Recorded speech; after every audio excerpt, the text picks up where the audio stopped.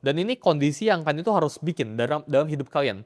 Jadi fungsinya kondisi ini tuh apa? Karena ketika orang yang datang ke lu dulu, ya, itu need, itu kebutuhan. Dan kebutuhan itu menciptakan yang namanya itu desperation.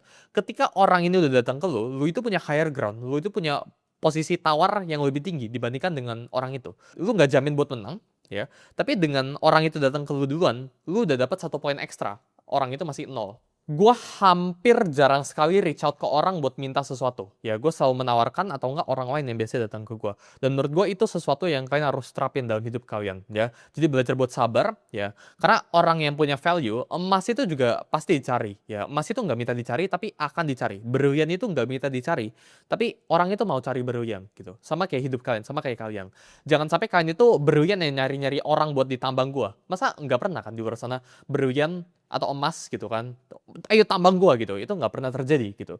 Yang terjadi itu apa ya, emas itu cuma diem tapi orang itu yang nyamperin. Nah dalam hidup kalian itu harus seperti itu, kan harus belajar punya value gitu ya, dimana orang itu bakal samperin ke kalian, bukan kalian yang